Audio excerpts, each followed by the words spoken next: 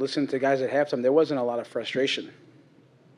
There's not an ability to break down a block, but I didn't see a lot of frustration. And we can talk about quality. We could talk about certain things that didn't happen. But yeah, there wasn't a whole lot of frustration. I think it's pretty clear this is the third game in a row, right? That, it's can you impose your style of play on the opponent? That's the question going in. So it's when the other team's giving you so much space and giving you so much of the ball, it's tempting to try to play a bit underneath, right? And then if we're sharper in these moments with the final pass and the final play and getting two strikers and we're running and we had a bunch of crosses that maybe go too far or high, yeah, it just builds. But it was there for us. It was there for us. And then you can see in the second half that we play a little bit more our way and force the issue a little bit and frame the box and get second balls and launch attacks. That was the rhythm. That was the plan.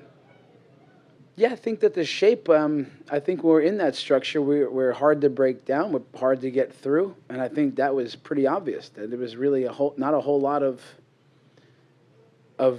chances in that first half. There's a couple of counterattacks and playing some balls into Rodriguez up top. And Aaron Long might have been his best game of the year.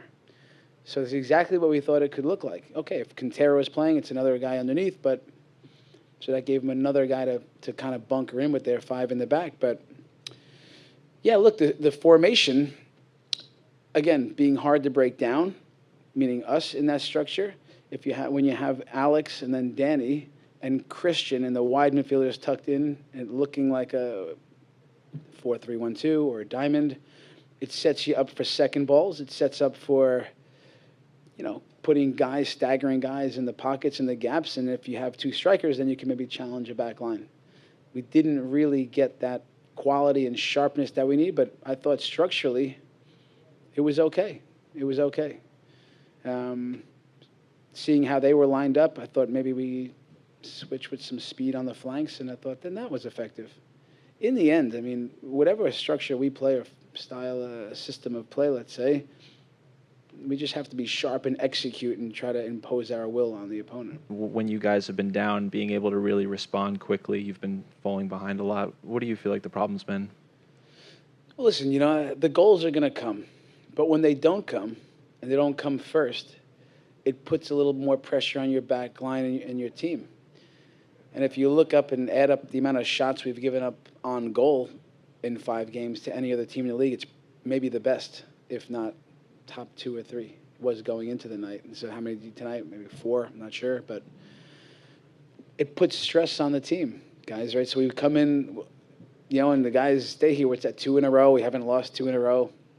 Now it's 3 in a row, and that's what guys make. So is there, when that first goal comes, what does that do to you? It doesn't make you feel good, right? So now you're like, okay. And then, of course, a second goal. So it deflates you a little bit.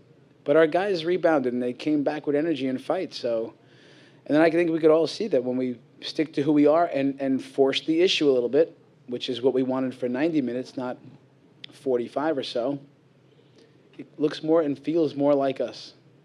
But when the goals come, it's going to look a lot different, and they'll come. Plantea los partidos de muy buena manera y pienso que gracias a eso ellos han podido conseguir ese resultado, pero nosotros nada, seguimos trabajando semana tras semana para seguir mejorando y poder llegar a la seguidilla de partidos ganados. Ha trabajado un sistema, una manera de jugar y es a lo que siempre nos adaptamos todos los jugadores los que llegamos acá para seguir mejorando año tras año esa manera de jugar en la que juega New York Red Bull y es lo que venimos haciendo todos los partidos. But I'm also really encouraged by our response. It sucks that we were down 2-0.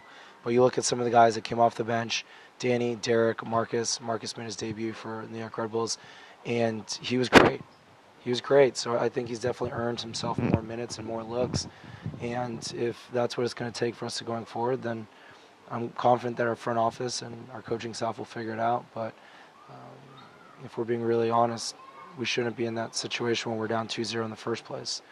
If we're going to make tactical changes, I hope we're making them because we're winning.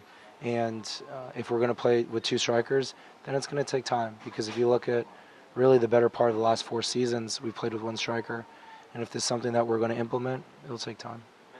Y bueno, una importante victoria la que saca el Minnesota Union FC aquí en la casa de los Red Bull, aprovechando la mala racha que está viviendo el Red Bull, ya que con esta es la tercera derrota que lleva en lo que va de la temporada.